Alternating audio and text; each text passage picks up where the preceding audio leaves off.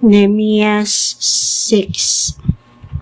Sa dihang nabalitaan ni Sanballat, ni Tobias, o ni Gesem nga taga-Arabia o sa uban pang mga kaaway namo, nga nahumana namo pag-ayo sa kota,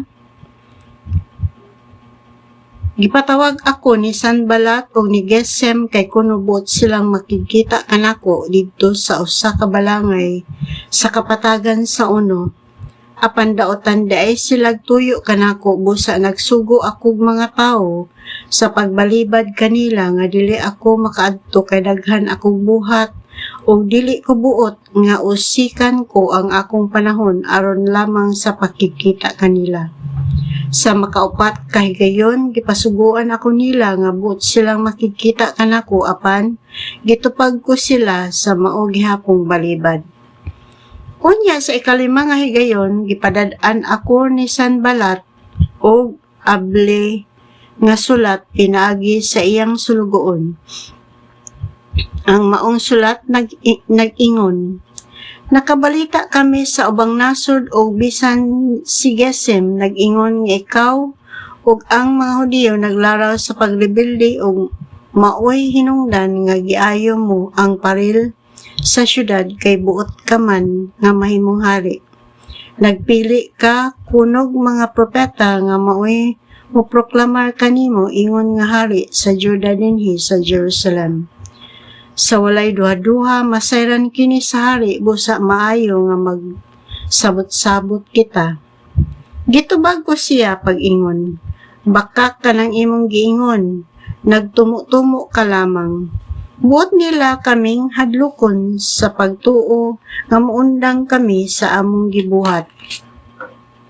Apan misamot hinuon ang akong tinguha sa paghuman niini. Usa kadlaw niana miadto ako sa balay ni Semiaias, anak ni Dilaias ug apo ni Mehetabel nga dili makabiya sa iyang balay. Miingon si Semiaias kanako, magtigom kita didto sa templo sa Dios ug takpan ta ang mga pultahan niini kay muanhi sila sa gabii ug patyon kanila. Apan miingon ako, dili mahimo nga magtinalawan ako. Nagtuo ka ba nga mutago ako sa templo aron maluwas? Dili ako moadto. Nasabot og nakita ko nga wala siya sugua sa Dios apan nagsulti siya pasidaan bato kanako kay gisuhulan man siya ni Tobias o ni Sanballat. Gisuhulan siya paghadlo kanako aron makasala ako. Sa ingon, may kapasikaran na sila sa pagdaot sa akong ngalan agi pagbiay-biay kanako. Nagampo ako. Ayaw kalimti o Diyos nga gibuhat ni Tobias. Ang gibuhat ni Tobias o ni Sanballat o siluti sila. Hinumdimi usab ang babaeng propeta nga si Noadias o ang ubang propeta nga naghadlok kanako. Nahuman gayod ang pag-ayo sa paril sa Jerusalem sa ika-25 nga adlaw sa bulan sa Elul, tapos sa 52 kaadlaw nga pagtrabaho. Ang tanan namong mga kaaway ug tanang kanasuran nakabalita bahin niini ug nangahadlok sila. Nakita nila nga ang maong kalampusan nahimo pinaagi sa tabang sa Dios.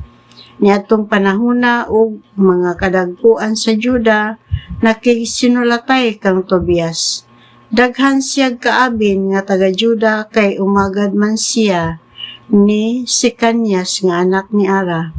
Ang iya usab nga anak nga si Johanan nangasawa sa anak ni Mesulam nga anak ni Barakyas. Gidayeg nila ang maayong mga nabuhat ni Tobias diha sa akong atubangan ug ilang gitaho kaniya ang akong gipanulti ug gisulatan ako niya aron mahadlok ako.